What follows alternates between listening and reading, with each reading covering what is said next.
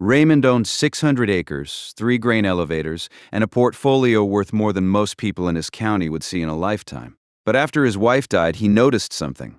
His children only called when they needed money. They only visited when they wanted something signed. So Raymond did something that would have made his wife proud, or furious. He gave away his car. He moved into a trailer. He told his children the farm had gone bankrupt. Then he waited.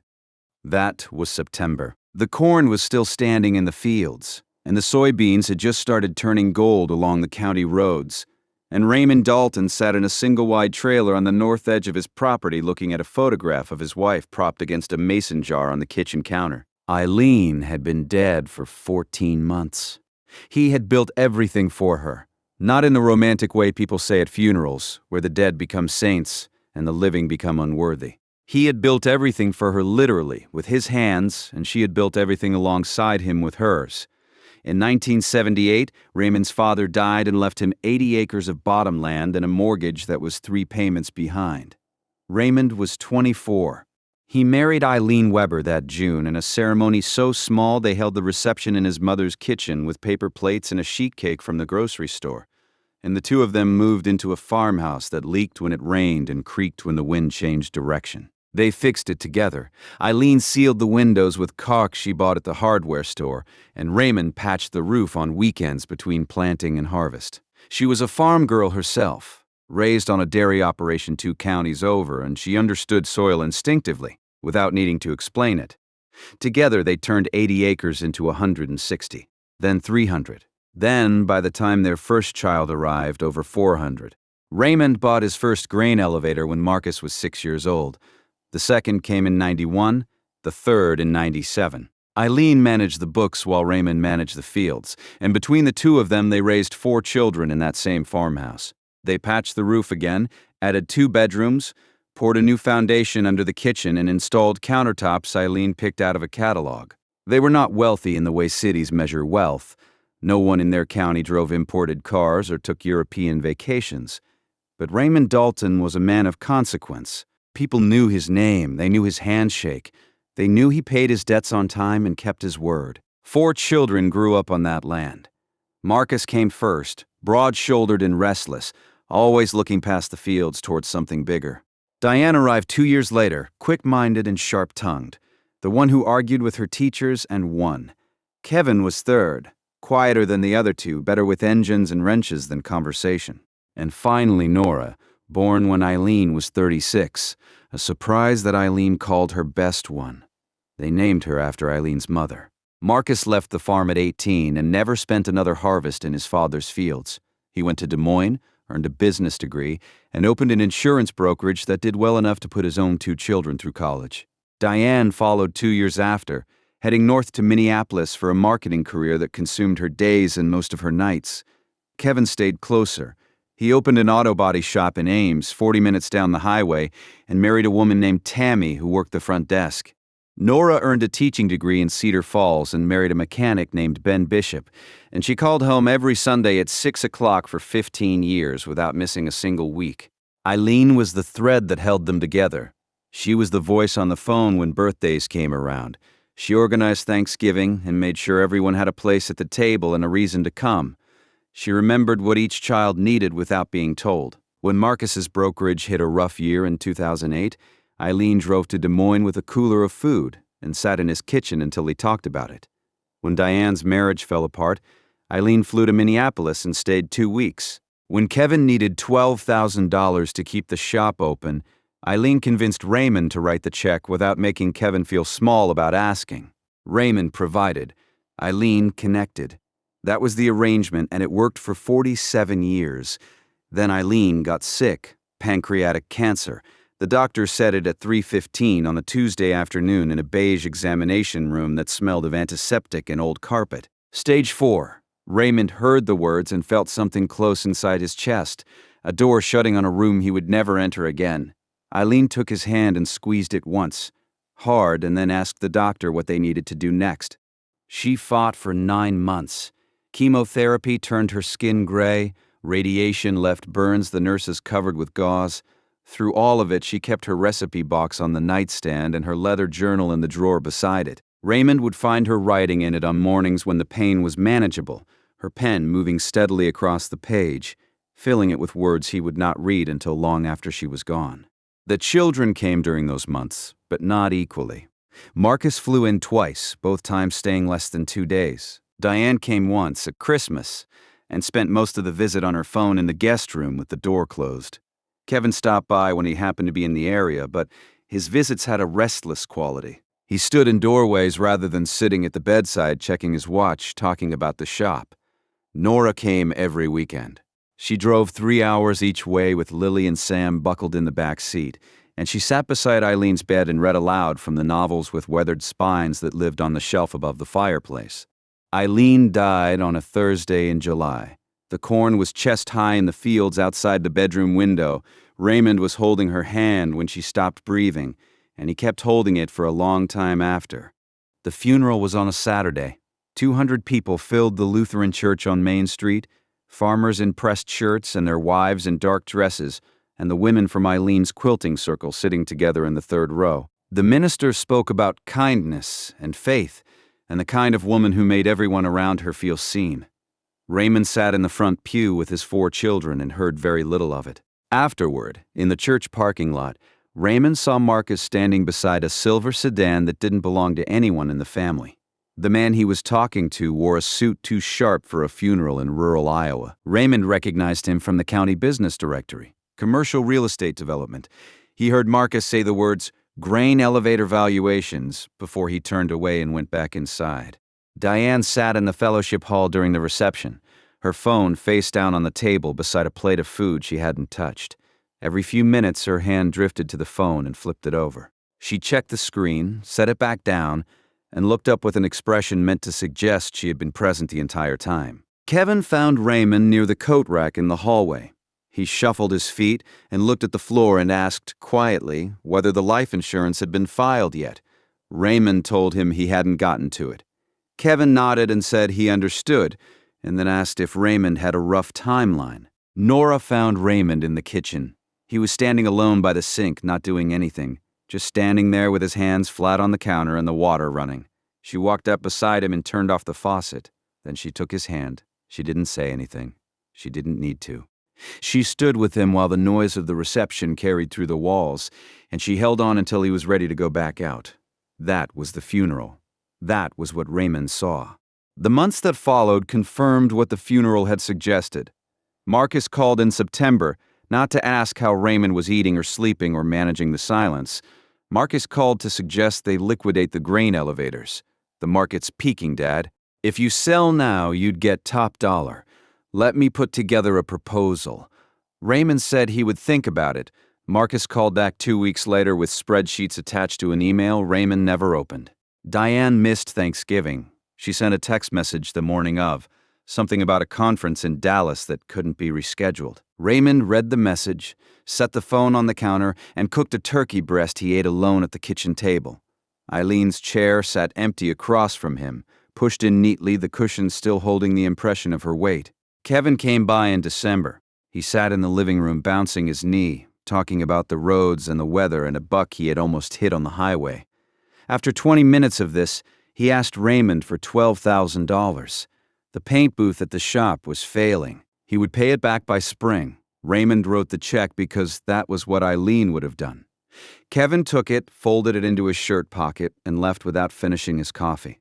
Nora called every Sunday at 6. She asked about the garden, about his meals, about whether he had been to church. She told him about Lily's spelling bee and Sam's new habit of naming every animal he saw. She never mentioned the will. She never asked about property or grain contracts. She asked if he was lonely. And when Raymond said he was fine, she said, "I don't believe you, Dad, but I love you anyway." By the time spring arrived, Raymond had written 3 checks to Kevin totaling $31,000. He had spoken to Marcus 6 times every conversation about money. Diane had called twice, both times brief. Nora had visited 9 times and called every single Sunday without exception. Raymond started keeping a notebook, a small leather-bound book from the hardware store, the kind that cost $3 and fit in a shirt pocket. He wrote dates, who called, what they said, what they wanted. He wrote down the things they did not say, too, the questions they did not ask. He did not plan to use the notebook for anything. It was just a way to keep track of what he was seeing, because the silence between the visits was so loud he needed proof that the pattern was real. One evening in April, while packing Eileen's clothes into boxes for the church donation drive, Raymond found her journal. It fell from the top shelf of her closet when he reached for a hat box. He caught it before it hit the floor, sat on the edge of the bed, opened it to a random page. Eileen had written in it for years. Some entries were about the farm, the weather, the price of seed corn. Others were about the children, their birthdays, their milestones, the small moments she wanted to remember. But one entry, dated 3 years before her death, stopped Raymond's hands from turning the page. A man's children should come to see him because they want to, not because there's something to sign. I've been telling Ray this for 30 years and he doesn't hear me. He thinks providing is the same as loving. It isn't. And the children have learned his language. They speak to him in transactions because that's the only conversation he ever taught them. Raymond closed the journal. He sat on the edge of the bed for a long time, in the room where Eileen had died, with her handwriting still warm under his fingers. Then he stood up and drove to town. Frank Myers had handled the Dalton family's legal work since 1992. His office was on 2nd Street above the pharmacy, and his desk was always covered in papers arranged in a system only he understood. Raymond sat across from him the next morning and said, "I want to know which of my children would come to see me if I had nothing left to give them." Frank set down his pen. "What exactly are you asking me to do?" Raymond laid it out. Redirect all farm income through a trust account Frank would control. Move the equipment into Harold Jensen's barns. Move out of the farmhouse and into the old single-wide trailer on the North 40, the one they had used for seasonal workers in the 90s. Call the children and tell them the farm had gone under. Bad crop years, poor investments, debts he had been hiding. This is a bad idea, Ray. Probably. If they find out you lied, they'll be furious. If none of them come to see me when I'm broke, their fury won't matter. Frank studied him for a long time. Then he opened a legal pad and started writing. Harold Jensen came over on the last Wednesday in August and found Raymond loading boxes into his truck. Harold was 68, a cattle rancher who had worked the land next to Raymond since before either of them had gray hair. Their wives had been best friends. Harold had carried Eileen's casket. "What are you doing, Ray?" Raymond told him. Harold leaned against the fence post, arms crossed, listening with the patience of a man who had heard plenty of bad ideas in his life and recognized another one. "Eileen would have words about this," Harold said. "Eileen had words about everything. She'd say you were being dramatic. She'd probably be right." Raymond set a box in the truck bed. "But she also wrote that my children only talk to me in transactions. I need to know if she was right about that too." Harold looked at the Cadillac in the driveway, silver with leather seats Eileen had loved. "What about the car? It's yours, for $1. "I don't want your car, Ray." "Then park it in your barn. When this is over, I'll decide what to do with it." Harold took the keys and shook his head the way a man does when he knows arguing is pointless. Raymond moved into the trailer on September 1st. It was 12 feet wide and 56 feet long, with wood-paneled walls and a linoleum floor that curled at the edges. The plumbing worked. The furnace ran when it felt like it. He brought Eileen's photograph, her recipe box, her journal, and enough clothes for the season. He left the farmhouse locked and dark. That evening, he sat on the trailer's fold-down step and made 4 phone calls. Marcus picked up on the 3rd ring, half listening the sound of an office behind him. Raymond told the story he had rehearsed with Frank. Bad investments, collapsed grain prices, leveraged debt. Everything gone. Living in the trailer on the North 40. Marcus was quiet for 5 seconds. "How could you let this happen? I told you 3 years ago to diversify into commercial leasing. You didn't listen." "I didn't. Is there anything left to salvage? Any equity in the land?" "No." Marcus exhaled. "I need to process this. I'll call you." He did not call for 10 days. Diane answered on the 1st ring, rushing between meetings. Raymond kept it brief. When he finished, the line went quiet. "I'm so sorry, Dad," Diane said, and the sympathy in her voice sounded genuine. Then, "Do you have a plan?" Raymond said he was figuring things out. "Okay, well, let me know if there's anything I can do." The call lasted 4 minutes. Kevin picked up with the compressor running in the background. When Raymond finished, Kevin's voice went thin and tight. "What about the money you owe me? It's gone, Kevin. All of it." "I needed that money, Dad. The shop is. I can't just..." Kevin stopped. Then the line went dead. Nora answered on the second ring. "Hi, Dad." Her voice was warm, unhurried, and it carried something in it that reminded Raymond of Eileen so sharply that he had to pause before speaking. He told her everything he had told the others. Nora listened without interrupting. When he finished, the silence on the line was different from her siblings. It was not calculating, not panicked, not angry. She was simply there, on the other end, absorbing what her father had said. "Are you safe?" she asked. "I'm fine." "Are you eating?" "Yes. I'm coming Saturday. Don't argue with me." Raymond hung up. The trailer was quiet. Wind pressed against the aluminum walls and the overhead light buzzed faintly, casting a yellowish glow across the bare counter. He opened his notebook to the first clean page and wrote 4 names in a column. Next to each name, he wrote what they had said. "Marcus, how could you let this happen?" "Diane, do you have a plan?" "Kevin, what about the money you owe me?" "Nora, are you safe?" He closed the notebook and set it beside Eileen's photograph. Outside, the last light was draining from the fields, and somewhere on the next property over, Harold's cattle were settling in for the night. Nora came that Saturday. Raymond heard her station wagon on the gravel before he saw it. The familiar rattle of the muffler Ben kept promising to fix, and when he stepped outside, she was already pulling grocery bags from the back seat while Lily unbuckled Sam from his car seat. "Dad." She hugged him on the trailer steps, her arms tight around his shoulders, and for a moment Raymond felt the shape of Eileen in the way she held on. "You look thin." "I'm fine." "You're not fine. You're living in a trailer in September." She carried the groceries inside without waiting for an invitation. Milk, bread, eggs, a rotisserie chicken, a bag of apples, canned soup, coffee. She opened the cabinets, saw how empty they were, and her face went still for half a second before she started putting things away. She did not comment on the size of the trailer, or the water stain on the ceiling, or the linoleum curling up near the bathroom door. Lily and Sam ran in the field behind the trailer, chasing grasshoppers, their laughter bright against the quiet farmland. Nora made sandwiches, poured coffee from a thermos she had brought from home, and sat across from Raymond at the narrow fold-down table. "Tell me what happened," she said. Raymond told her the version he had rehearsed. Crop failures, bad investments, leverage debt. Nora listened with her hands wrapped around the coffee cup, her eyes steady on his face. "What do you need?" she asked when he finished.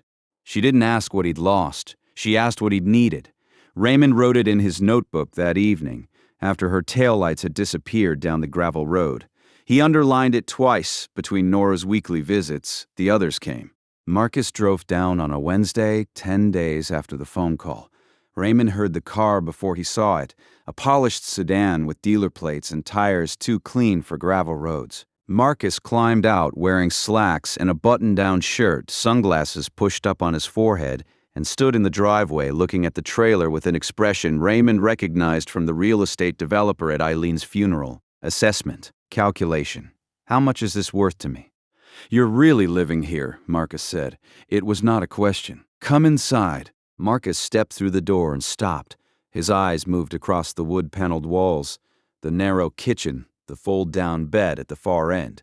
He did not sit. "Dad, this is... How did it get this bad?" Raymond gave him the story.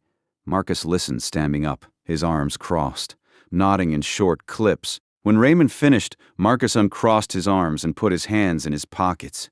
"You should have diversified. I told you 3 years ago that grain dependence was a risk. If you'd moved into commercial leasing on even a third of the acreage, you'd have a buffer." He paused. "Is there any equity in the land itself? Even at distressed prices, 600 acres in this county should be worth something." "The bank has most of it," Raymond said. The lie came easier than he expected. Marcus shook his head slowly. "I'll need to see the financials. If there's any way to restructure the debt, we should look at it before you lose everything." "There's nothing to restructure."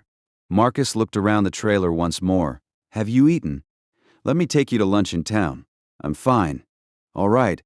Marcus checked his watch.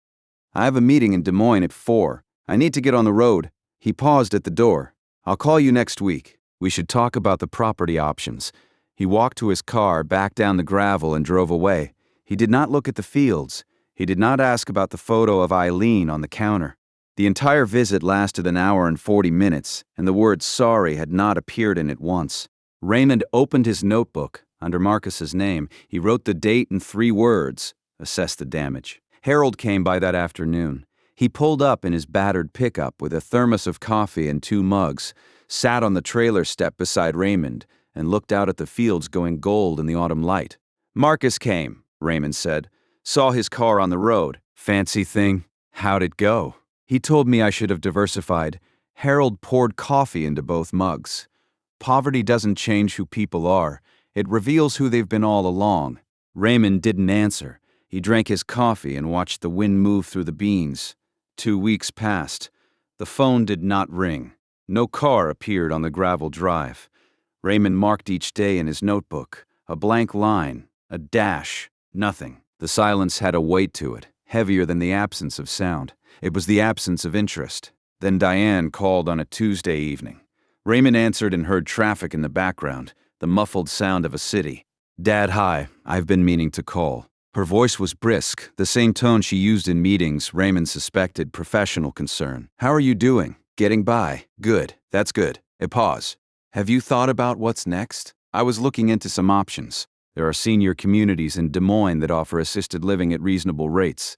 Marcus might be able to help with the costs. I'm not moving to Des Moines. Okay, well, it's worth thinking about. Another pause, longer this time.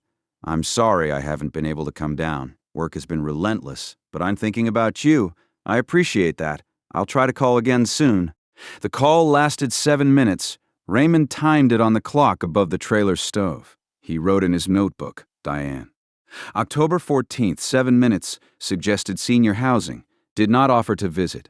Kevin came in late October. He arrived without calling first, his truck pulling into the gravel drive at 9 in the morning on a Saturday. Raymond watched him through the trailer window. Kevin sat in the cab for a full minute before getting out, his hands gripping the steering wheel, and when he finally stepped out, he was wearing the same Carhartt jacket he had worn for years, the one with grease stains on the cuffs and a rip along the left pocket that Tammy kept saying she would sew. Kevin walked to the trailer door and knocked, even though the door was open. Come in, Raymond said. Kevin stepped inside and looked around. His eyes moved differently than Marcus's had. Marcus had appraised. Kevin inventoried. He was looking for something. Sit down, Raymond said. Kevin sat at the fold-down table. He picked at a scratch in the laminate with his thumbnail. I've been trying to figure out how to say this. Just say it. Did you have any other accounts? Anything you didn't tell us about? Savings bonds? CDs? Anything Eileen might have set aside? There's nothing, Kevin. What about life insurance? Mom's policy. Where did that go? Medical bills. The last 9 months of treatment took everything the insurance didn't cover. Kevin's jaw tightened. He stared at the scratch in the table. The shop is going under, Dad. I owe the bank $84,000. Tammy took a second job at the Dollar General because I can't make payroll. Tyler needs braces and I can't. I was counting on.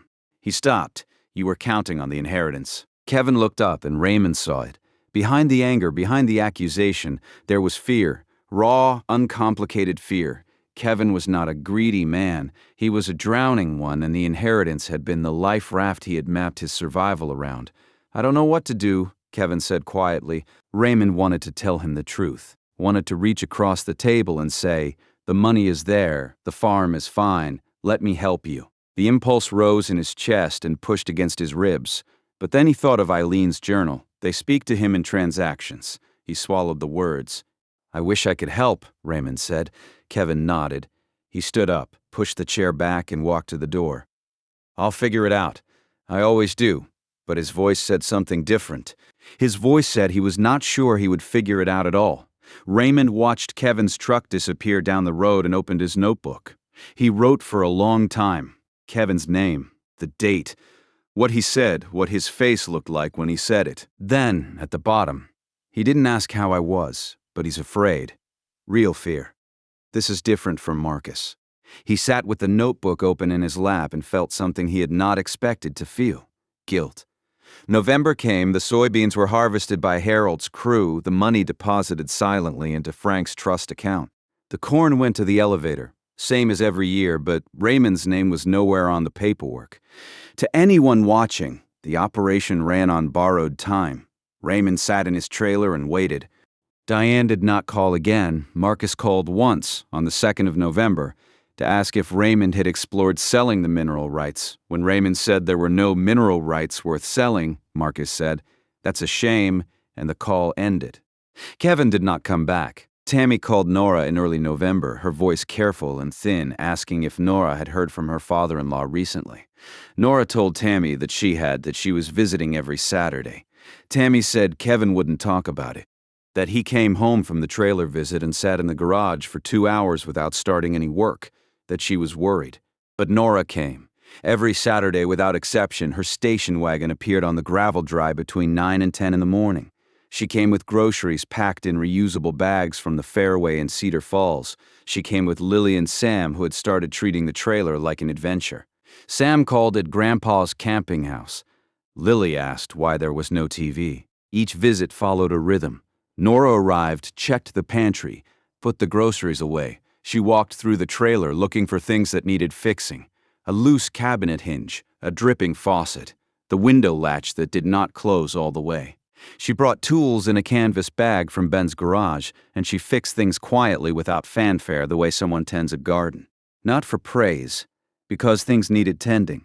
On the 3rd Saturday in November, Nora brought a casserole dish wrapped in foil and a set of curtains she had sewn during the week. The curtains were a dark blue cotton, simple, the kind you could close against the cold. She hung them on a tension rod over the trailer's largest window while Raymond sat at the table and watched her work. "You don't have to do this," he said. "I know. The curtains. The trailer gets cold at night. Curtains help." She adjusted the fabric, stepped back, decided the hem was even. "Mom used to say that a house isn't warm because of the furnace. It's warm because of the furnace. It's warm because someone cared enough to make it that way." Raymond looked at the blue curtains. They changed the room, not dramatically, not in any way a photograph would capture. But the trailer felt less temporary with them there, less abandoned. That evening, after she had cooked chicken and rice from Eileen's recipe, the one with the cream of mushroom soup that all 4 children had grown up eating, Nora put the kids to bed in the fold-down area at the back of the trailer. She tucked Lily into a sleeping bag and read Sam a story until his eyes closed. Then she came back to the front, poured 2 cups of coffee, and sat across from Raymond at the table. "You don't have to explain anything, Dad," she said. "I don't need to know what happened with the money or the farm or the elevators. I just need to know you're eating, that you're not sitting here alone every night talking to Mom's picture." Raymond glanced at Eileen's photograph. "I talk to her sometimes. That's okay. She probably talks back." The laugh surprised him.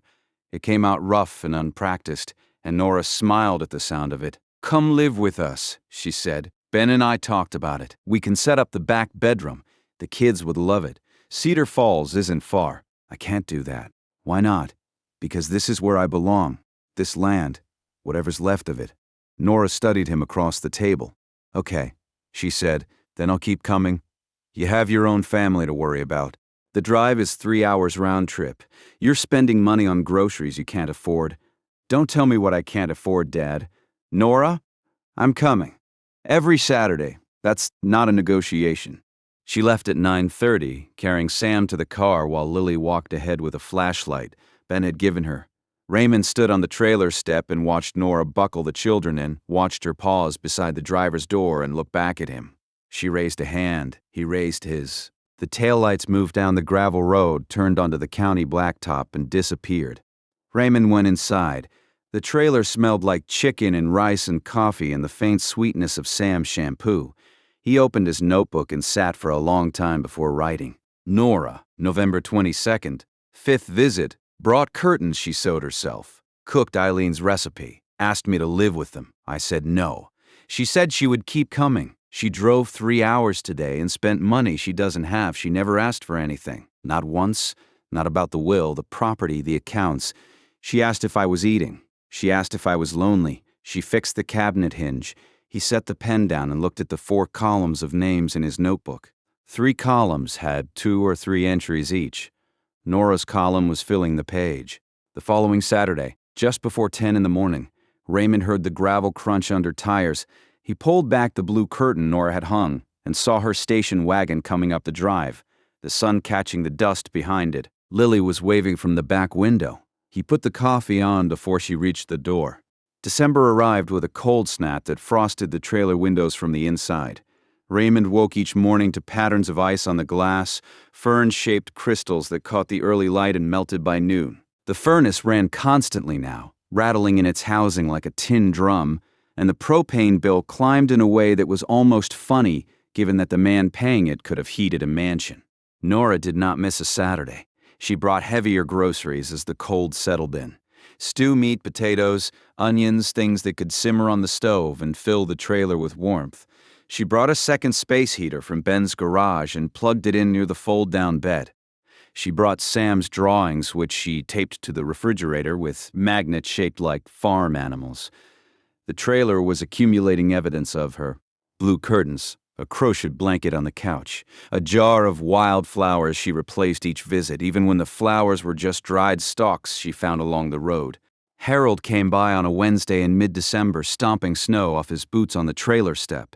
He brought a pound of bacon from his freezer and a look on his face that Raymond recognized.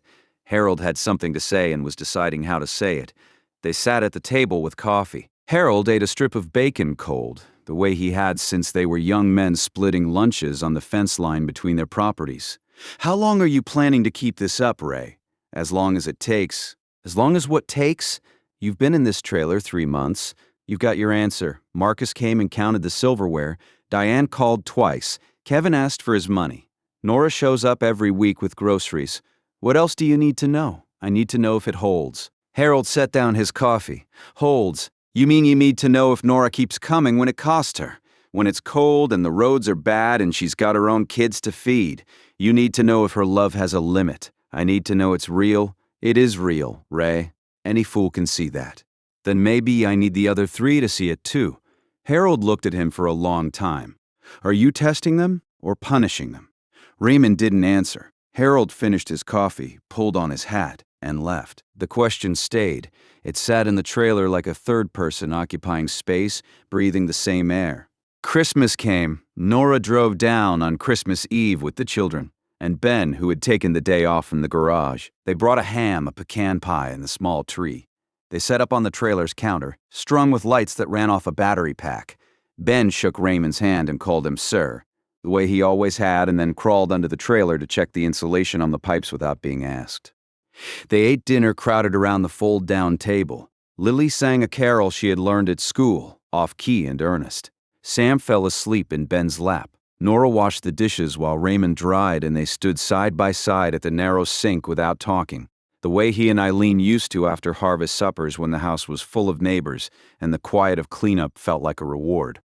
Before they left, Nora handed Raymond a wrapped package. Inside was a framed photograph, one he had never seen. Eileen and Nora standing in the garden behind the farmhouse, Eileen's arm around her daughter's shoulders. The light was golden, late summer, and Eileen was laughing at something Nora had just said. "I found it on Mom's phone," Nora said. "I thought you should have it." Raymond held the photograph and did not speak. Marcus did not call on Christmas. Diane sent a card that arrived on December 28th. Kevin called on Christmas morning, but the conversation lasted 3 minutes and consisted mostly of silence. He did not mention the shop or the money. He said Merry Christmas and hung up. Tammy called Nora later that day and said Kevin had been drinking since noon. January was bitter. The cold settled into the Iowa flatlands with a permanence that felt personal. Raymond wore 2 flannel shirts and a down vest inside the trailer, and still woke shivering at 4 in the morning when the furnace cycled off.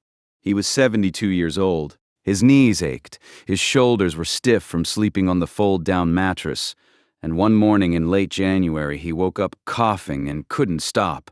The cough deepened over 3 days. By the 4th day, Raymond's chest felt heavy, and his breath came in shallow pulls that didn't satisfy.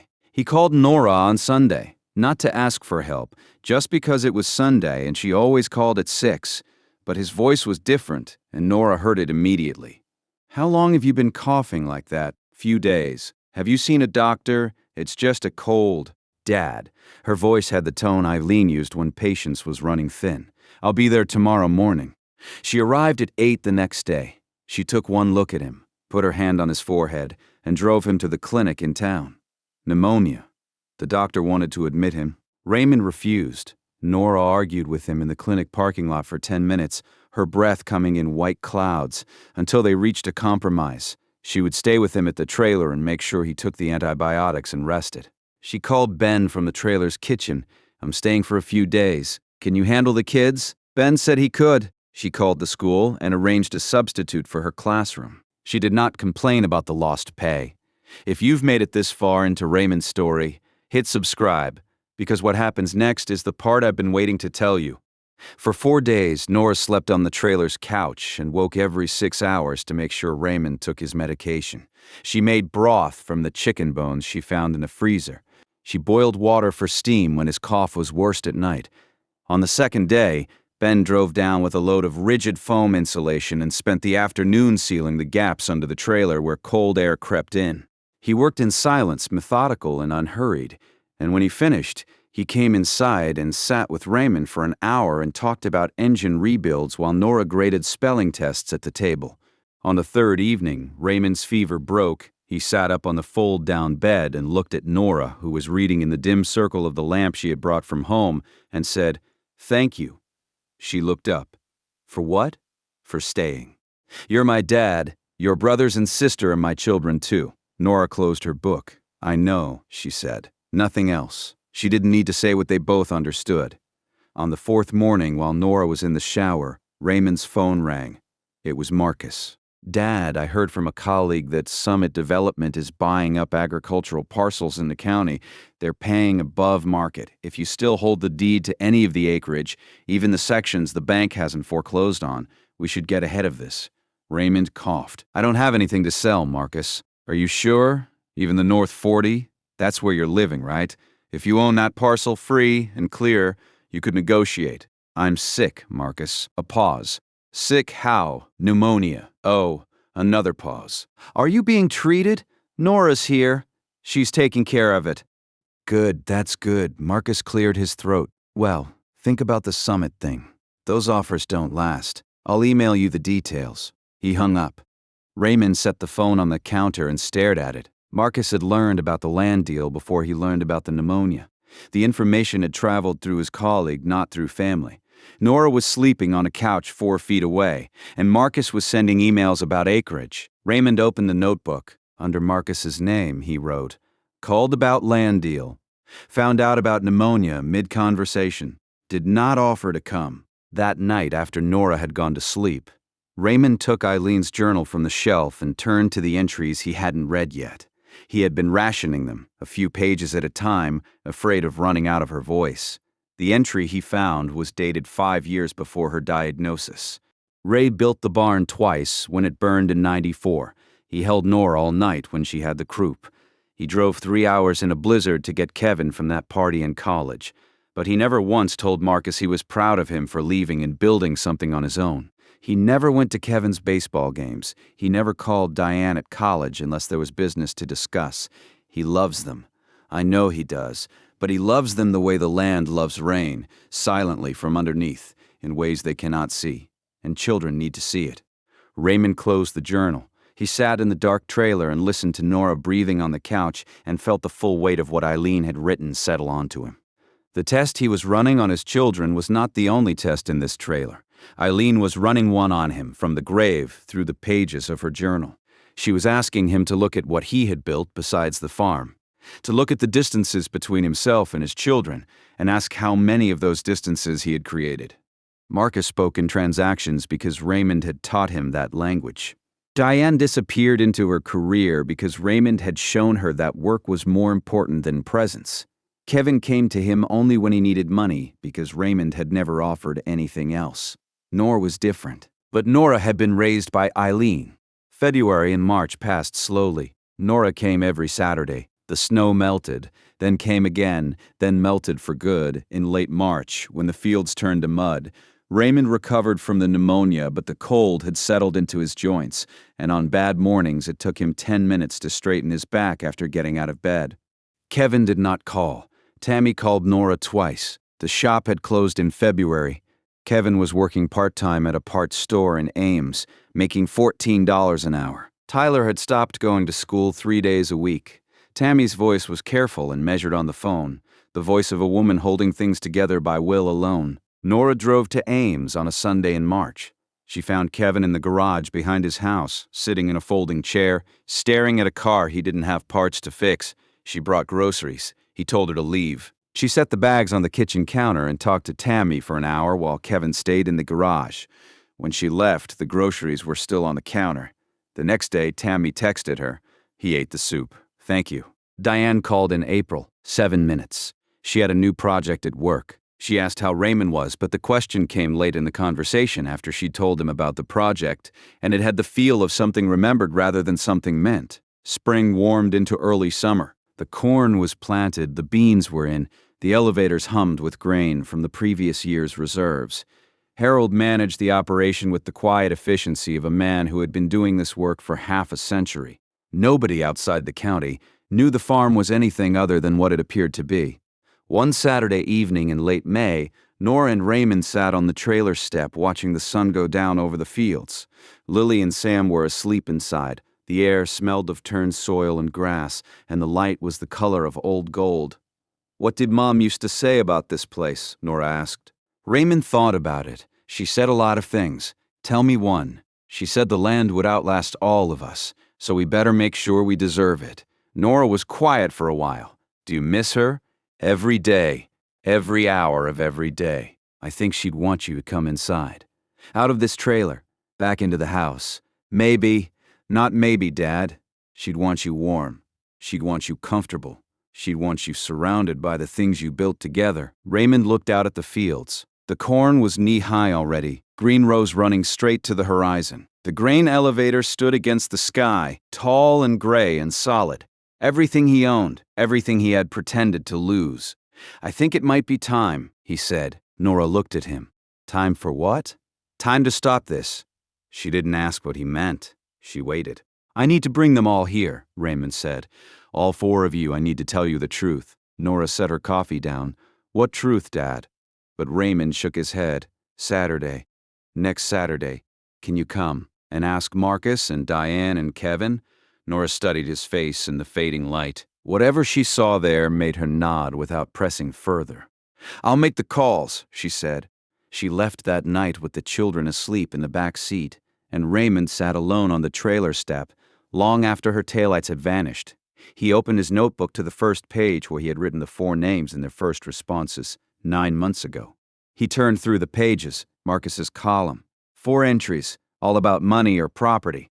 Diane's column, 3 entries, all brief, all distant. Kevin's column, 2 entries, both painful. Nora's column filled 37 pages. He closed the notebook and held it in his lap. The crickets were loud in the grass. The stars were out. Somewhere in the farmhouse, Eileen's journal sat in a drawer, her handwriting waiting for him to finish what she had started. Raymond picked up his phone and dialed Frank Meyer's home number. Frank answered on the 4th ring, his voice groggy. "It's time," Raymond said. "Set up the family meeting. I'm ending this." Nora made the calls on Monday. She told Raymond about each one that evening on the phone. Marcus had asked immediately if the meeting was about the property. Nora told him she didn't know, only that their father wanted all 4 of them there on Saturday morning. Marcus said he would try. Nora said trying wasn't the same as coming. He said he would be there. Diane hesitated. She had a conference call scheduled. Could they do Sunday instead? Nora said Saturday, 10 o'clock. Diane said she would move the call. Kevin picked up but didn't speak for several seconds. Nora could hear the parts store in the background, the beep of a barcode scanner, a coworker calling a stock number. "What's this about?" he asked. "He wants to see us, all of us." Kevin was quiet again. Then, "Fine, I'll be there." Saturday came with clear skies and a warm wind from the south. June in Iowa, the fields impossibly green, the air thick with the smell of growing things. Raymond woke early and dressed in clean clothes for the first time in weeks. He shaved at the trailer's small mirror and combed his hair and put on boots he had polished the night before. Harold arrived at 8. He had spent the previous 3 days airing out the farmhouse, running the furnace to clear the stale air, wiping down surfaces, mopping the kitchen floor. The house was not spotless, but it was warm and it smelled like lemon cleaner and coffee. Harold set out mugs on the counter and a pot on the stove. On the dining room table, arranged neatly, were the farm's financial statements, The grain elevator contracts. The portfolio summary from Frank Meyer's office. 9 months of hidden prosperity laid out in black and white. You sure about this? Harold asked. That's honest, at least. Nora arrived first. She always arrived first. Her station wagon pulled into the farmhouse driveway at 9:30, and Lily and Sam tumbled out and ran toward Harold, who scooped Sam up with one arm and ruffled Lily's hair. Ben climbed out of the passenger side, stretched, and nodded to Raymond on the porch. Nora walked up the steps and stopped. She looked at the farmhouse door, open for the first time in 9 months, and then at Raymond. We're meeting here? We are. She studied the house. Something moved across her face, a question forming and then held back. She went inside. Marcus arrived at 10 minutes to 10, his sedan clean and polished on the gravel drive. He got out, straightening his collar, and scanned the property with the same appraising look he had worn at his only trailer visit. Behind him, a second car pulled in. Diane's Rental Silver, anonymous. She stepped out in pressed slacks and sunglasses and stood beside Marcus without speaking. Kevin came last. His truck rattled up the drive at 2 minutes past 10, and he parked at an angle behind Diane's rental. He sat in the cab for a moment, the engine off, his hands on the wheel. Tammy was not with him. When he got out, he walked with his head down, his Carhartt jacket zipped despite the warmth. They gathered in the farmhouse kitchen. Raymond had not been in this room for 9 months, and the familiarity of it, Eileen's countertops, Eileen's curtains, the hook by the door where she used to hang her apron, pressed against his chest. Harold poured coffee and then stepped outside with Ben and the children. 5 Daltons stood in the kitchen where all 4 children had eaten breakfast before school, where Eileen had packed lunches and argued with teenagers and taught Nora to bake bread on Saturday mornings. Marcus leaned against the counter with his arms crossed. Diane sat at the table, her back straight, her hands folded. Kevin stood near the door, separate from the others, his eyes on the floor. Nora sat at the table across from Diane. Raymond stood at the head of the table. He placed his notebook beside the stack of financial documents and looked at his children. The farm didn't go bankrupt, he said. The room changed. It did not go silent because it was already silent. It went still in a way that felt physical, the air thickening between them. The grain elevators are running, Raymond continued. The contracts are current. The portfolio is where it was before your mother died. I lied to all of you. Marcus uncrossed his arms. His face went white, then red. You lied. I lied. I lied about everything. The bankruptcy, the debt, the foreclosure, all of it. Diane's hands folded on the table, pressed harder into each other. Kevin looked up from the floor. His jaw was tight. Nora did not move. I lied because your mother died 14 months before I moved into that trailer, and in those 14 months I learned something about my children that I didn't want to believe. So I tested it. You tested us, Marcus said. His voice was even, controlled, the voice he used in negotiations, but Raymond could hear the steel beneath it. I told each of you that I had lost everything, and then I waited to see what you would do. Raymond picked up the notebook. He had carried it for 9 months, written in it after every visit, every phone call, every silence. It was full now, the pages soft from handling, the leather cover worn at the corners. Marcus, he opened to the first section. You came once, November 12th. You drove down from Des Moines and walked the property for 45 minutes. You calculated the acreage, suggested I should have diversified, and asked about the equity in the land. You left in 2 hours. You did not eat. You did not ask how I was sleeping, or whether the trailer had heat. You called 4 more times over 9 months. Every call was about money, property, or mineral rights. On the day you found out I had pneumonia, you learned about it mid-conversation while asking about a land deal. You did not offer to come. Marcus's face was rigid. He stared at the wall behind Raymond's head. Diane. Raymond turned the pages. You called 3 times in 9 months. 7 minutes, 11 minutes, and 7 minutes, 11 minutes, and 7 minutes. You suggested senior housing. You sent a Christmas card that arrived 3 days late and a birthday card that arrived 11 days late. You did not visit once. Diane's eyes were fixed on her folded hands. A flush crept up her neck. Kevin, Raymond's voice softened, because Kevin's section was the one that hurt him most to read. You came once. You asked about hidden accounts, life insurance, savings bonds. When I told you there was nothing, you left. You did not call on Christmas. You did not call when I was sick. Tammy called Nora, but you did not call. Kevin's chin dropped to his chest. Nora. Raymond closed the notebook. He did not need it for this part. Nora drove 3 hours every Saturday for 9 months. She brought groceries she paid for out of a teacher's salary. She brought curtains she sewed at her kitchen table. She fixed the steps, the hinges, the faucet, the window latch. When I got pneumonia in January, she took unpaid leave from her classroom and slept on my couch for 4 nights. Her husband drove down to insulate the trailer. She cooked your mother's recipes. She taped Sam's drawings to the refrigerator. She asked me to come live with her family. She never asked me for money. She never asked me for money. She never asked about the will. She never asked about the property. She asked if I was eating. She asked if I was lonely. The kitchen was still. Outside, Raymond could hear Lily laughing and Harold's voice saying something about the cattle. Marcus spoke first. You manipulated us. His voice was no longer controlled. You sat in that trailer for 9 months and watched us like we were part of some experiment. I sat in that trailer for 9 months because I needed to know whether my children loved me. That's not how you find out if someone loves you. You don't lie to your family and keep a scorecard. You're right, Raymond said, but I didn't know another way. Your mother used to do this for me. She used to tell me who was struggling, who needed a call, who needed someone to show up. Without her, I couldn't tell anymore. I couldn't tell if you were coming to see me or coming to see what I could give you. That's not fair, Diane said. Her voice was quiet, almost flat. I had work, I had obligations. You can't measure love by how many times someone drives 3 hours. I measured it by whether anyone drove at all. Diane looked away. Kevin spoke without raising his head.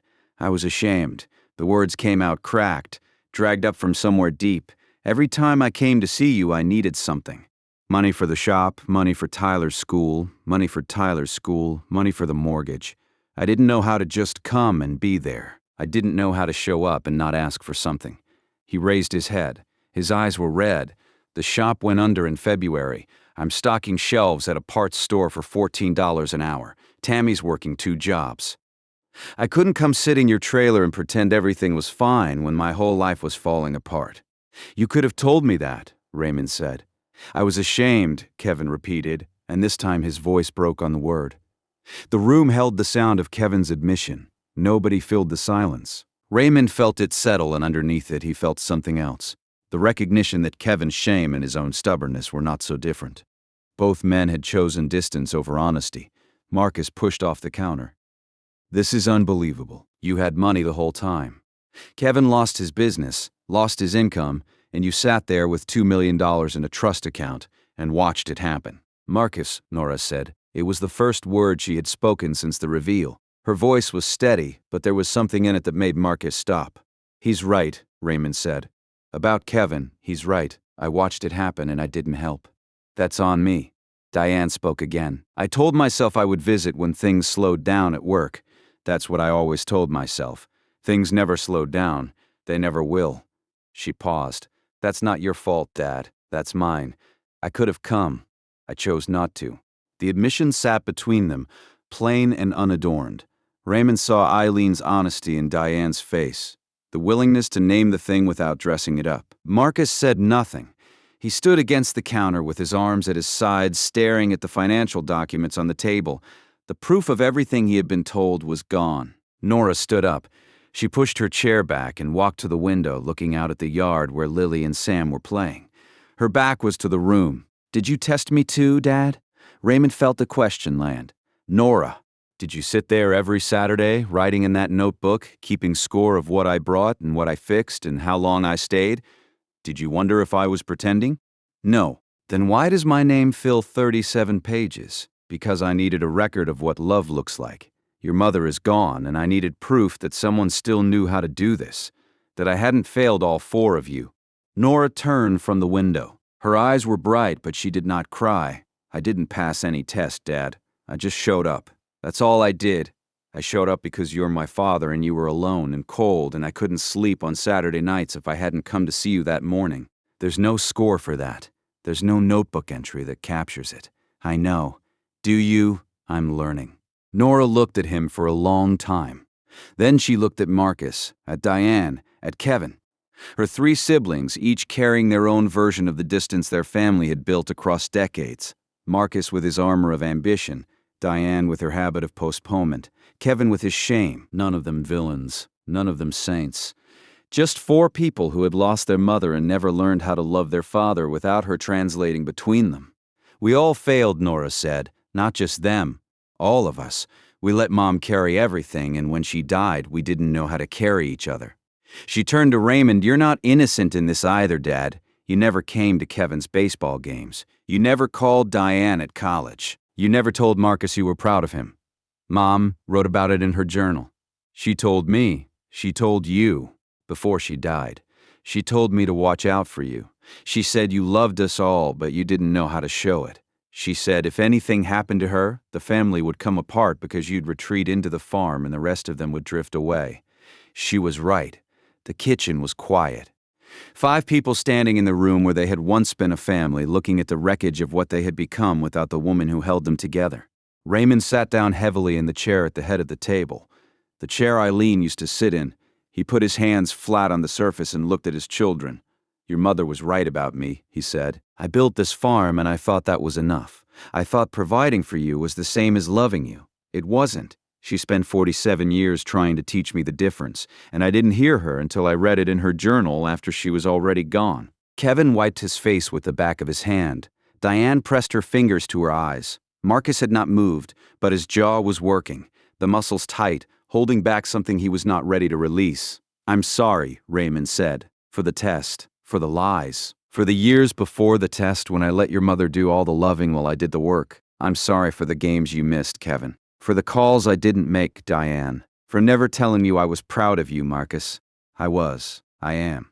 I just didn't know how to say it without your mother translating. Nora walked across the kitchen. She pulled out the chair beside Raymond and sat down. She put her hand on his arm. She didn't say it was okay, because it wasn't entirely okay, but her hand on his arm said she was still there. Kevin moved next. He crossed the kitchen in 3 strides and sat down at the table, pulling his chair close. He put his elbows on the surface and covered his face. His shoulders shook once, then steadied. Diane sat down slowly, pulling her chair in, placing her hands on the table beside the financial documents she had never cared enough to ask about. Marcus was last. He stood against the counter for another full minute, alone in his anger, weighing it. Then he pulled out a chair. He sat down at the table with his family. Nobody spoke for a while. The 5 of them sat in Eileen's kitchen, in the chairs they had sat in as children, and the silence was different now. It was not the silence of absence. It was the silence of people who had run out of defenses and were sitting with what remained. Raymond looked at his children. There are things I need to tell you about the will and the farm and what happens next, but not today. He paused. Today I just needed you here. At this table, all of you. Outside, Lily's voice carried through the open window. Grandpa Sam found a frog. Nora squeezed Raymond's arm and stood up. I'll be right back, she said, and walked out the kitchen door into the yard, into the sunlight, toward her children. Raymond sat at the table with Marcus and Diane and Kevin. The coffee was cold. The financial documents lay untouched. Kevin's hands were still covering his face. Diane was looking at the window where Eileen's curtains hung, the one she'd picked out from a catalog 30 years ago. Marcus reached across the table and picked up the notebook. He turned to his section and read it. Raymond watched him read every entry, every date, every word that cataloged the distance between a father and his eldest son. When Marcus finished, he set the notebook down carefully and pushed it back across the table. You should have just talked to us, Marcus said, but the anger was gone from his voice. What replaced it was quieter and more honest, and it sounded, if Raymond was hearing it right, like grief. They stayed for lunch. Nobody planned it. Harold came inside with the children and looked at the 5 Daltons around the table and said, I'll make sandwiches, and that was that. He moved through Eileen's kitchen with the ease of a man who had eaten 1,000 meals there, opening cabinets, finding bread and deli meat and mustard, setting plates down without asking who wanted what. Lily climbed into Raymond's lap. Sam sat on the floor with a toy truck Ben had brought from the car. The conversation was sparse and careful, the way people talk after a storm has passed but the sky is still uncertain. Kevin asked Harold about the cattle. Diane asked Nora about her classroom. Marcus drank his coffee and said little, but he did not leave. At 2 o'clock, Marcus stood and said he needed to get back. Diane stood too. They walked to their cars together, siblings who had driven 3 and 4 hours and sat at a table and heard the truth about themselves, and were now driving home with it. Kevin left last, his truck idling in the drive for a full minute before he put it in gear. Through the windshield, Raymond could see his face. Kevin lifted a hand. Raymond lifted his. Nora stayed. She always stayed. That evening, after Ben had taken the children to the yard to look for fireflies, Nora and Raymond sat on the farmhouse porch. The air was warm and the light had gone soft, the kind of golden hour that comes in Iowa in June when the sun takes its time sinking below the corn. "I have something for you," Raymond said. He went inside and came back carrying a wooden box, the same one Eileen had kept on her nightstand through her illness. He set it in Nora's lap. Nora opened it. Eileen's recipe box. Index cards in her handwriting, organized by category with tabs she had cut from manila folders. Pot roast, chicken and rice, pecan pie, the cinnamon rolls she made every Christmas morning. Decades of meals written in pencil and ink. Some cards splattered with grease, some rewritten when the originals got too worn to read. Nora held the box and did not speak. "She told me before she died," Raymond said. "She said she wanted you to have it. She said you were the one who cooked with her, who stood at the counter beside her and paid attention." Nora turned through the cards slowly. Near the back, behind the desserts, she found an envelope with her name on it in Eileen's handwriting. She looked at Raymond. "I didn't put it there," he said. "She must have." Nora opened the envelope. Inside was a single page, folded twice. She read it silently, her face changing as her eyes moved down the page. The change was not dramatic. It was private, the way a person's face changes when they hear something they have been waiting their whole life to hear. When she finished, she folded the letter and put it back in the envelope and pressed it against her chest. "What did she say?" Raymond asked. Nora shook her head. "It's between me and Mom." Her voice was thick but steady. "But I'll tell you this much. She said she wasn't worried about me. She said she was worried about you." Raymond leaned back in the porch chair. The wood creaked. Crickets were starting up in the grass. She was right to worry. She usually was. They sat in the quiet. Inside the house, Ben's voice carried from the kitchen, talking to Sam about something, the low rumble of it warm and domestic. Lily appeared at the screen door. "Grandpa, are we sleeping here tonight?" Raymond looked at Nora. Nora looked at the house. "Yes," Nora said, "we're sleeping here tonight." Raymond moved back into the farmhouse the next day. Harold helped carry the few things from the trailer. Eileen's photograph, the journal, the notebook, the blue curtains Nora had sewn. The trailer door locked behind them, with a click that sounded final. The following week, Frank Myers drove out from town with a briefcase and a stack of documents. He sat at the dining table across from Raymond, clicked his pen 3 times, and opened the file. "You're sure about this?" Frank asked. "I'm sure." The will was structured simply: the farm, all 600 acres, would go into a family trust with Nora as the primary steward. She would manage the land, the elevators, the operations. The trust was not hers alone. It belonged to all the grandchildren, every one of them, Marcus's 2 college-age kids and Kevin's Tyler and Nora's Lily and Sam and any others who came along. Nora would manage it because she was the one who had shown up. Marcus, Diane, and Kevin would each receive equal shares of the investment portfolio. No conditions, no penalties, no punitive clauses designed to punish them for failing the test. Raymond had considered conditions. Harold had talked him out of it. "You already put them through 1 test, Ray. Don't make the rest of their lives a test too." Raymond added one thing to the will that was not a financial provision. It was a request written in his own hand on a separate page. Frank attached to the trust documents: "Sunday dinner at the farmhouse. First Sunday of every month. Come because you want to. The table is big enough." Frank filed the paperwork. Raymond called each of his children and told them what he had done. The calls were brief and factual, and none of the children asked about the amounts. Marcus said thank you. Diane said she understood. Kevin said nothing for a long time, then said, "I don't deserve it." "It's not about deserving," Raymond said. "It's about belonging. You belong to this family, Kevin. You always have." The first Sunday dinner was in July. Nora organized it, because Nora organized everything. She drove down Saturday afternoon with Ben and the kids and spent the evening cooking, filling the farmhouse with the smells that had lived there when Eileen was alive. Pot roast, mashed potatoes, green beans from Harold's garden. She set the table with Eileen's good dishes, the ones with the blue rim that had been a wedding gift from Eileen's mother. Kevin came first. He arrived alone. Tammy and Tyler staying home because Kevin said he needed to do this by himself. He stood in the kitchen doorway, hands in his pockets, the same posture he'd had at the family meeting a month earlier. But something was different. He was clean-shaved. He was wearing a collared shirt. "Can I help?" he asked. Nora handed him a peeler and a bag of potatoes. He sat at the counter and peeled without speaking, and Raymond watched him from the living room and felt something in his chest loosen. Diane drove down from Minneapolis. She arrived in the early afternoon, carrying a bottle of wine and a pie she admitted she had bought at a bakery because her attempt at baking had been, in her words, structurally unsound.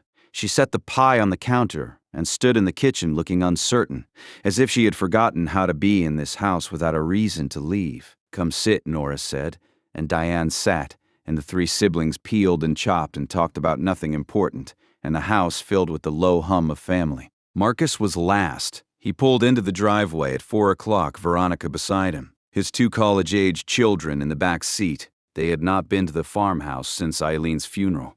Marcus walked up the porch steps slowly, pausing at the door the way a man pauses at a threshold. He is not sure he has the right to cross. Raymond met him there. He held out his hand. Marcus took it, and the handshake turned into something else. A grip that lasted longer than a greeting, Marcus's fingers tightening around his father's. Neither of them spoke. Marcus walked inside. Dinner was crowded and imperfect. The table wasn't big enough, so Ben set up a folding table beside it and covered it with a bedsheet. The chairs didn't match. Lily spilled her milk. Sam dropped a roll under the table, and the dog Harold had brought ate it before anyone could react. Tyler sat in the corner looking at his phone until Kevin leaned over and said something quiet, and Tyler put the phone in his pocket. Raymond sat at the head of the table. Eileen's chair, the one he had avoided for more than 2 years. He had moved it to the head position that morning, replacing his own because Eileen had always sat at the center of things, and now it was his turn to try. He looked down the length of the mismatched tables at his family. Marcus was talking to Ben about engine rebuilds, a conversation neither of them was particularly qualified for, but both were committed to sustaining. Diane was asking Lily about school, genuinely asking, leaning forward, listening. Kevin was cutting Sam's meat into small pieces with the concentration of a man who wanted to get one thing right today. Nora stood in the kitchen doorway with a dish towel over her shoulder. Watching the same scene Raymond was watching. And when their eyes met, she smiled. Harold sat at the far end eating pot roast, saying nothing, content. After dinner, the grandchildren scattered to the yard. Kevin and Marcus washed dishes side by side at the sink. They did not talk much. Marcus washed and Kevin dried, the rhythm mechanical and steady, and Raymond understood that this was how it would start, not with speeches or apologies, with shared labor, with standing next to each other and doing something simple. Diane helped Nora put away the food. "I'm going to come next month," Diane said, "and the month after that." "Okay," Nora said. "I mean it. I know you do." Kevin found Raymond on the porch after the dishes were done. He sat on the step below Raymond's chair, the way he used to when he was a boy, back when Raymond would sit out here after supper and Kevin would join him with a glass of lemonade and they would listen to the evening settle in. "I'm going to close the parts store job," Kevin said. "I talked to Harold. He said he could use help with the cattle operation. If you'd let me work the elevators too, I could learn that side. You want to come back to farming? I want to come back to something." Raymond put a hand on Kevin's shoulder. He left it there heavy and deliberate, and Kevin reached up and covered it with his own. The house emptied slowly. Diane left at 7. Marcus and his family stayed until 8, Veronica hugging Nora in the driveway, promising to bring a casserole next time. Kevin was last to leave. He shook Raymond's hand at the door and said, "Thank you for today." "It's just dinner. It's not just dinner. You know that." Raymond watched Kevin's taillights move down the gravel and turn onto the county road. Then the farmhouse was quiet, the good kind of quiet that comes after a room has been full of people and the warmth of their presence lingers in the walls. Nora and Ben had put the children to bed upstairs, in the small bedroom that had been Nora's when she was a girl. Raymond could hear the floorboards creak as Nora moved through the room, settling Lily, tucking Sam in, her footsteps following the same path Eileen's had followed a generation before. Raymond walked out to the porch. The night was warm. The grain elevators stood tall against the last blue of the sky, their outlines sharp and familiar, the structures he had spent a lifetime building. The field stretched out in every direction, dark now. The corn rose invisible but present, growing in the dark the way things grow when no one is watching. He touched the wedding ring on the chain around his neck. He had worn it there since the funeral, the small gold band Eileen had placed on his finger in his mother's kitchen in 1978. It was worn from his skin. "You would have been furious with me?" he said quietly to the night air, to the land, to whatever part of Eileen was still listening. "Moving into that trailer, lying to the children, keeping that notebook." He rubbed the ring between his thumb and forefinger. "But you would have come to the table. You always did." From inside the house, he heard Nora laugh at something Ben said, and then Sam's voice, sleepy and insistent, asking for water. The screen door opened behind him, and Lily padded out in bare feet. "Grandpa, are you coming inside?" Raymond looked at her. 7 years old, Eileen's eyes, Nora's stubbornness, standing in the doorway of the house he had built with her grandmother, half a lifetime ago. "I'm coming," he said. He took one more look at the land, at the elevators, at the sky going dark above the fields. Then he turned away from the porch and walked inside, into the warmth, into the light, into the house where someone was waiting for him.